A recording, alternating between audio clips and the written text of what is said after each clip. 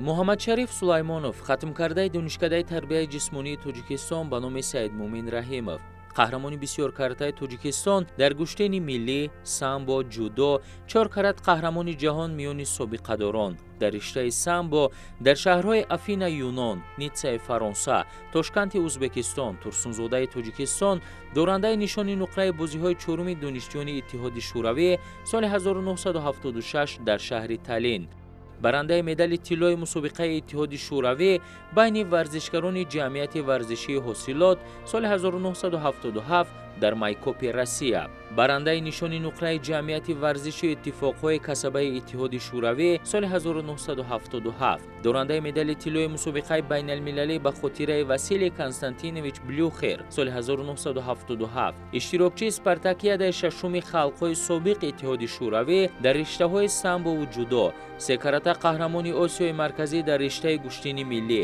устоди шоистаи варзиши ҷумҳурӣ, устоди варзиши Иттиҳоди Шӯравӣ оид ба самбову ҷудо, довари дараҷаи байналмилалии сатҳи олӣ, гузашта аз ӯ корманди шоистаи варзиши ҷумҳурии Тоҷикистон, аълочии маорифи ҷумҳурӣ, дорандаи ифтихорномаи президенти ҷумҳурии Тоҷикистон ва ордени шараф дараҷаи 2.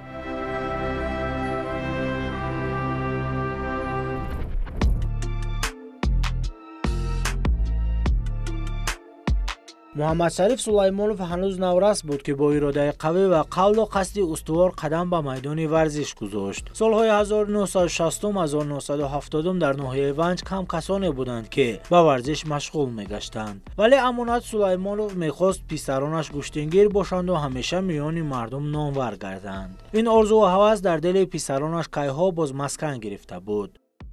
اساس شمی که ما پدر و بابا و می اولاد ما خیلی پهلوان گذشتگی است. در اون دورهای پیش از بابیامون سر کرده اومده با پدرمون بسکش و استا و پهلوان بودن، اساسا همه شغلشون همین بوده است. بعد برادرامون من کلان، من از همشون خورتر و یا همشون اکی کلانیمون هم خیلی استا و بسکش، دیمش شفیار بود و من و هم پهلوان.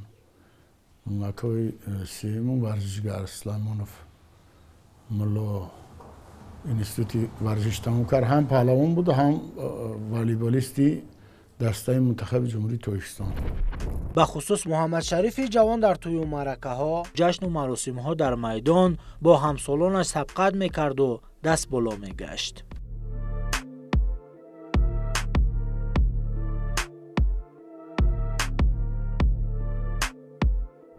مکتبی میاره را ختم کردیم، اومدیم در شهر دوشنبه. سال اول ختم کردن اونیورسیت در فاکولته فیزیکا بایشتیم، داخل شدیم. خیلی اون دوره در مسئله همین دانشجو چیندن پخته و چوب بسیار جدی بود.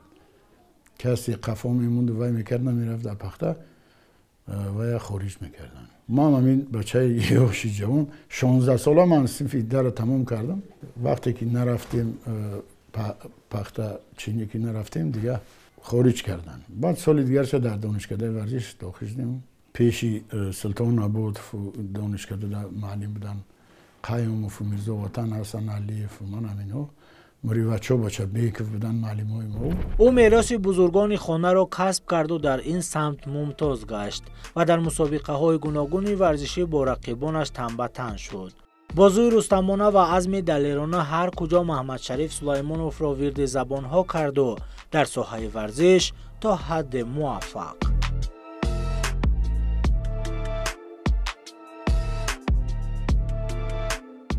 در اون دوره ما اعضای دسته منتخب جمهوری تاجیکستان وزن سبک پاشاقلوف میگفتن. بسیار ورزشگر خوب بود، در وزن 52 کیلو. وزن 57 خسروف بود، خسروف ناصیر، پدر همین خوش قدمی که چمپیون جهان است و هم خوب برآمد میکرد. بعد 62 کیلو نظمیشوف میگفتن و حبیب الله مجیدوف بود و نادیرов بودن و احتم رجبov بود و وقت سرمربی معلم اسمت عبداللهیف بود. بعد وزن 74 دلاور دولتов буду خداگو جمعیف بودو. بعد من یک مهلتی معینم دوره 20 سالگی 22 سالگی در دانشجویی وزن 74 اول گرفتم یک کنکورسی. بعد دوم سوم 82 کیلو وزن 82 من بعد 90 کیلو گرفتم. بعد وزنای بالاتر ده بعد 100 کیلو ده جنگی خون کو بهتر برآمد. توکل عبدالولی میگفتم بیان بعد بوری خون جوبیر وزن سید مومین وزن که سید مومین وزن 100 کیلو وای برآمد میکرد. و من دسته منتخب جمهوری تاجیکستان در هر دو نمود میرفتن همین بچه‌ها، هم سامبو و هم جودو. بعد وقتی که ما گوشین گرفتیم بعد هم موسفیدا و هم مردکا و هم سمرقندی هم جمع شدن. بعد گفتن که پسری همه خیلی آدم اومدگی اینجا. بعد گفتن که نه گفتن پدرش بگفت نمیبرامد است. پدر و دیگر همه جمع شدن برای پدر. هم خیلی بسیار میدانداری سخت گذشتگی بودن اینا. خطی اکای سید مومین رحیم و همون پالمانای همون دورشان بسیار غلبه کردگیم، بسیار آبروی ملت تاجیک بلند برداشتگیم. در هر دو همین رشته سامبو جودو برآمد کردیم چندین دفعه، قریب 15-20 مرتبه در مسابقه های جمهوری بعد جای اول گرفتیم. بعد چندین مسابقه های اون دوره عمومی اتفاقی میگفتن، یعنی وسیع سایز تورنیرها حاضر بین المللی شدن. بعد در تمام گوشه و کنار این اتحاد شوروی همه جمهوری های بعد سفر میکردیم، بعد برآمد میکردیم. همه خیلی هر باره که روی صحنه می برآمد مخلصانش همچون پلنگ ونجی نامش می گرفتند و از اصولهای او به ذوق می آمدند و بهرش کف می زدند. این پذیرایی و صدای راغبانش به محمد شریف جوان نیرو می بخشید و اراده و عزمش را در راهی ورزش استوار می کرد. از رقیبان دهاتیش سرکرده تا رقیبان جهانیش را شکست می داد و در عرصه جهانی پیروز می گشت.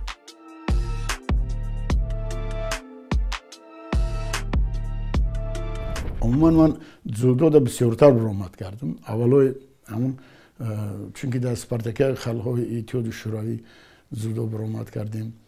انا 2-3 دور غلبه کردیم.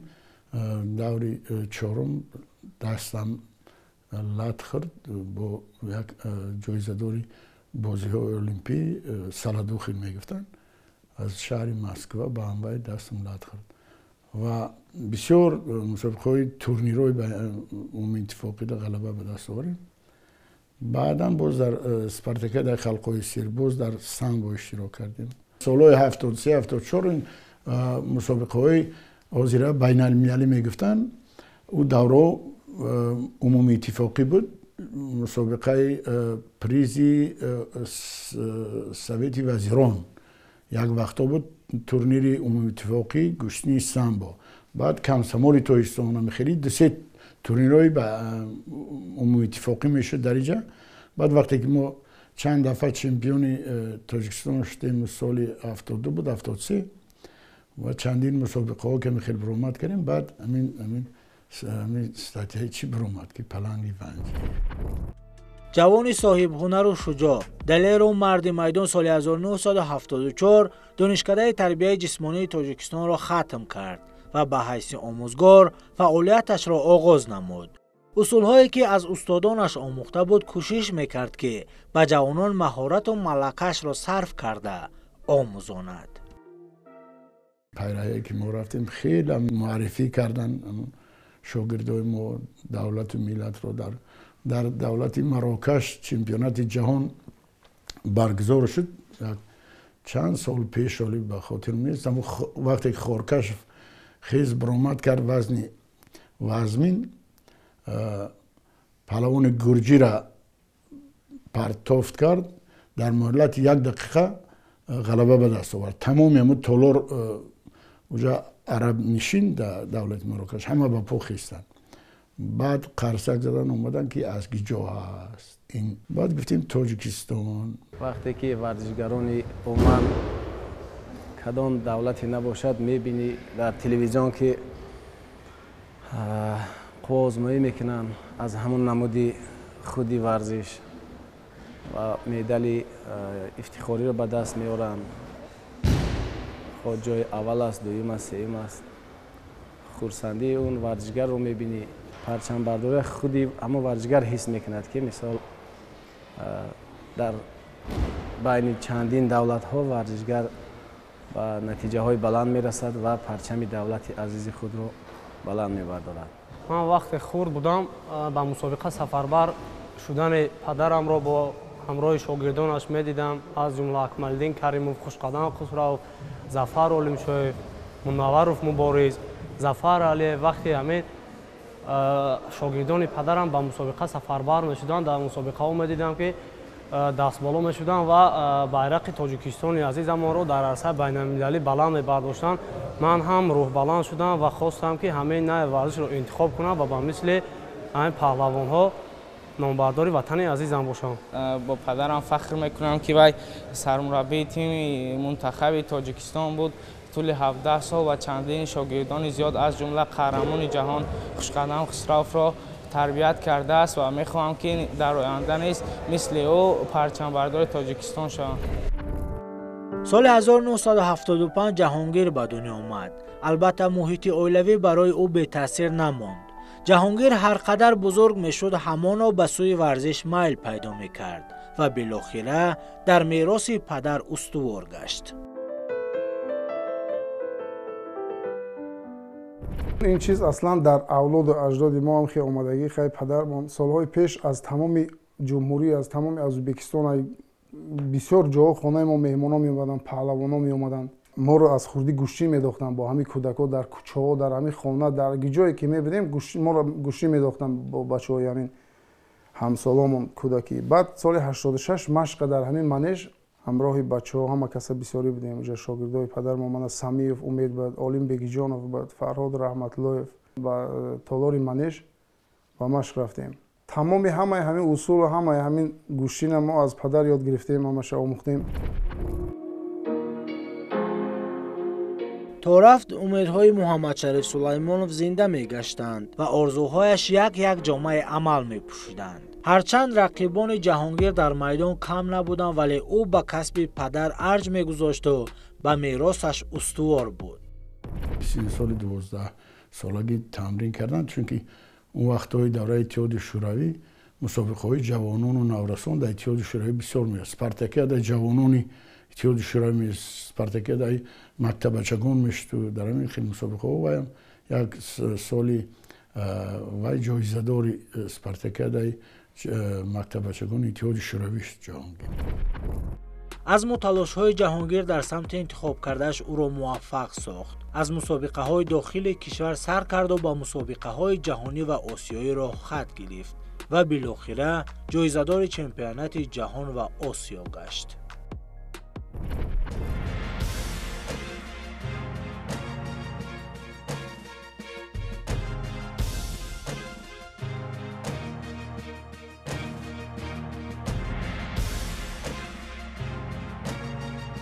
سال 1983 صابر سلیمانov به دنیا آمد و دل پدر را لبریز فرح و شادی نمود، زیرا او باور داشت که صابر نیز ورزش را انتخاب میکند و فخر اهل عائله میگردد.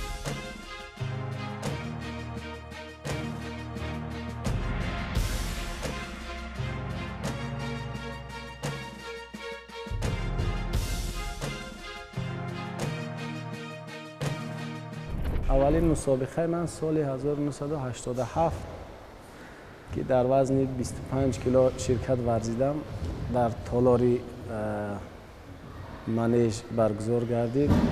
مسابقه بین تالارها شده بود، بین مؤسسه ها. من در آنجا بار اول مقام سوم گشتم در وزن 23 کیلو. همان حالتی که سوم گشتم مدال به من دادن و افتخارنامه دادن. با همون سوم شدگی همچنان خرسند بودم که من صاحب افتخارنامه و مدال گشتم. 6-7 سال قریب در مسابقه های بین المللی، مسابقه های آسیا، چمپیونات های جهان شرکت ورزیدیم. در دولت های قرقیزستان، قزاقستان، ازبکستان، فدراسیون روسیه شرکت ورزیدیم. дар дили Собир Сулаймонов на тарс буду на ҳаяҷон. ҳар боре ки ба майдони муҳориба мебаромад, гумон мекард ки падараш ӯро муҳофизат мекунад. ин боварӣ ба ӯ қувваи дигар мебахшид ва бо бозуи рустамона рақибонашро мағлуб мекард. маҳз эътимоду боварӣ ба касби падар буд ки ӯ дар мероси интихоб кардааш устувор монд ва имрӯз ҷавононро аз намуди гӯштини самбо дарс мегӯяд.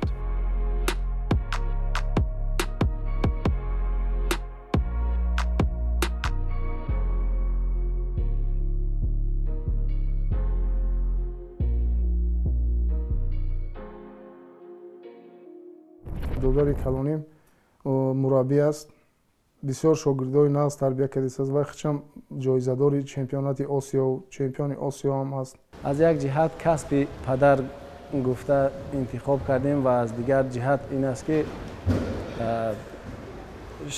мо низ орзу мекардем ки мо низ мураббӣ шавем ва шогирдои мо низ дар чунин мусобиқаҳои бонуфуз ширкат варзанд ва парчамбардони давлати азизамон гарданд. ҳангоме ки Собир майдондорӣ мекард, падар аз рақобаташ қабат гӯшт мегирифт ва ифтихор мекард ки фарзандаш номи ӯ ва парчами миллати тоҷикро парафшон мекунад. маҳз ҳамин боварии падар ва заҳматҳои сангини ӯ буд ки Собир низ ҷоизадори чемпионати ҷаҳон ва Осиё гаштааст. ӯ имрӯз аз падар ва аз мероси интихоб кардааш ифтихор мекунад.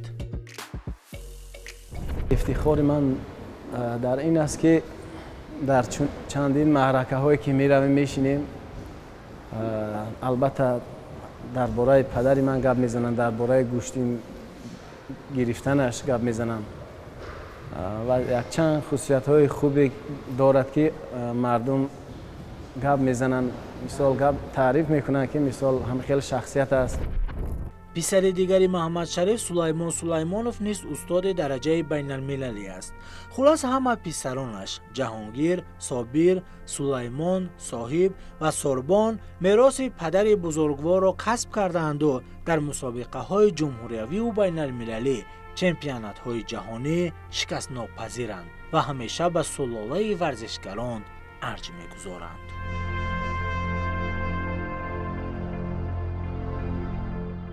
фарзандои устод беҳтарин варзишгаронд дар ҷумҳурии Тоҷикистон.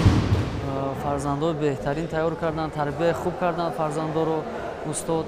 аз он ҷумла Ҷаҳонгир Сулаймонов ки дар чемпионати сазовори медали биринҷии чемпионати ҷаҳон мебошад ва Сулаймонов Собир ки бо ҳайси мураббии наврасони ҷавононро тайёр мекунад ва фарзанди хурдии устод Маҳмадшариф Сулаймон Сулаймонов ки чандин маротиба дар мусобиқаҳои байналмилалӣ сазовори медалҳо гаштааст, қаҳрамони ҷумҳурии Тоҷикистон гаштааст ва барои ватану барои миллат то ҳол фарзандои устод хизмат мекунанд ва мо ба устод гуфтанем ки ҳамхел фарзандову шогирдону боз тарбия кунанд, тавсия диҳанд ки дар оянда ҳамхел шавму шарафи Тоҷикистони азизи худро баланд бардоранд. падарам идеал аст дар ман. вақте ки ман падарамро мебинам, воқеан хело ҳам рӯҳбаланд мешавам. падарам ҷоизадори қаҳрамони ҷаҳон аст, чандин карат байни устодони варзиш қаҳрамони ҷаҳон гардааст. дастовардҳои падарамро мебинам ва мара мехоҳам ки ба мисли падарам ҳамон хеле номбардор шавам. аслан ин падару бародаронам буданд ки ман варзишро интихоб кардам ва ба варзиш машғул мешавам ва онҳо дар ҳаёти ҳамин варзиш интихоб кардани ман нақши муҳим мебозанд. аввалин мусобиқае ки ман иштирок карда дар он ҷо сазовори ҷои аввал гаштам, ин соли 2014 буд. дар толори варзиши клуби олимпӣ дар ин мусобиқа иштирок кардам ва ба 3 ҳарифам ғалаба карда сазовори ҷои аввал гаштам. Маҳмадшариф Сулаймонов барои тарбияи ҷавонон дар роҳи варзиш даҳҳо, садҳо нафар варзишгарони шуҷои ватанро дар риштаи гӯштини самбо тарбия кардааст. Хушқадам Хусрав ва Акмалиддин Каримов аз зумраи он шогирдони устоданд ки борҳо парчами Тоҷикистонро парафшон намуда чемпиони ҷаҳон гаштаанд.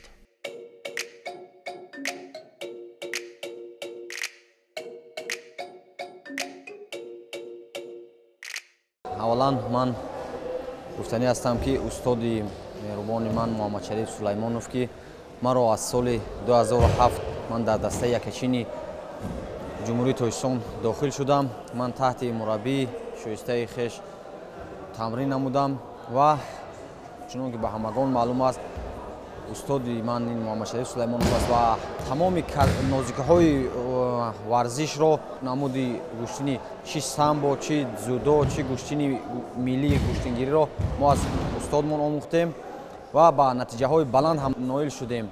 Хушбахтона ман яъне дар таърихи варзишиам баъд аз устод Саидмуин Раимов, Беҳрӯзи Хоҷазода севумин одаме мебошам ки қаҳрамони ҷаҳон шудам. Ин ба кӯмаку дастгириҳои устодам буд ки маро дар ин ҷода сахт қапидан ва ман тавонистам қаҳрамони ҷаҳон шавам.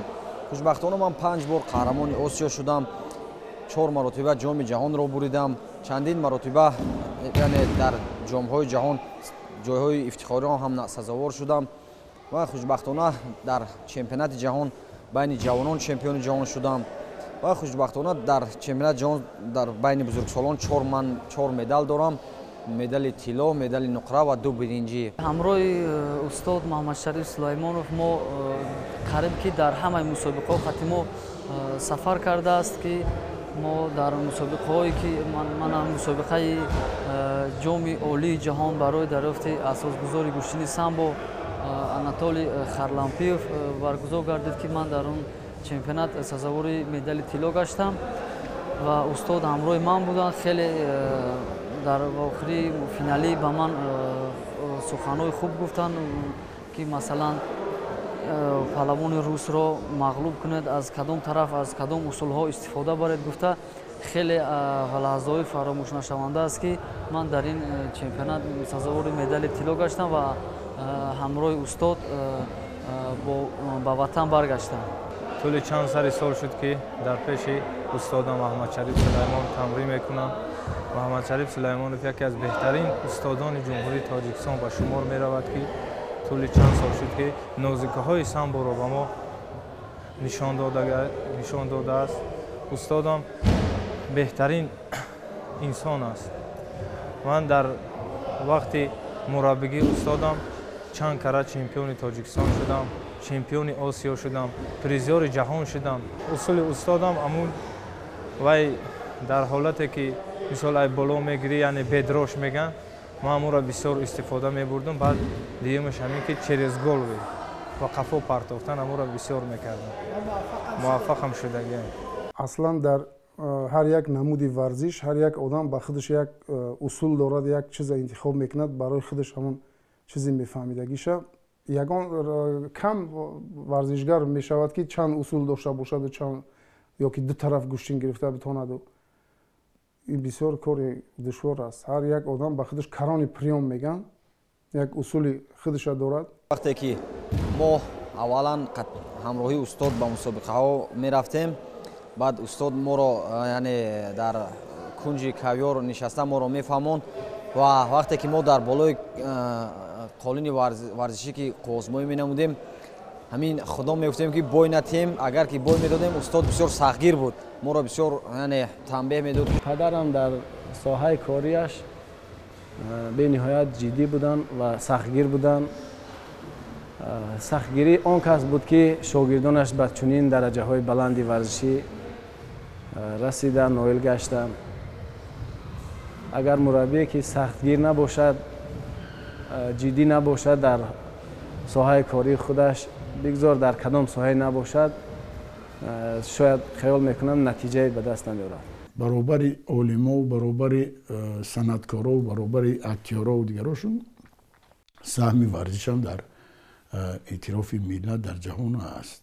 мо аз ин пайраҳаи тарккардагимон хурсанд ҳастем, чунки дар тӯри солҳои коркардагимон қариб 900 ё аз 1000 зиёдтар парчами ҷумҳурии Тоҷикистон дар ҳар зина бардоштагӣ ҳастанд. шогирдои мо аз худмуса карда то фарзандон. шогирдонашро низ ба мисли фарзандонаш якранг тарбия кардааст. هرچه که به پسرانش آموزانیده است همان را شاگردان جانفدایش از خود کرده‌اند و امروز در همه مسابقه های ورزشی و المپیاده های جمهوری و جهانی آن را استفاده می‌برند.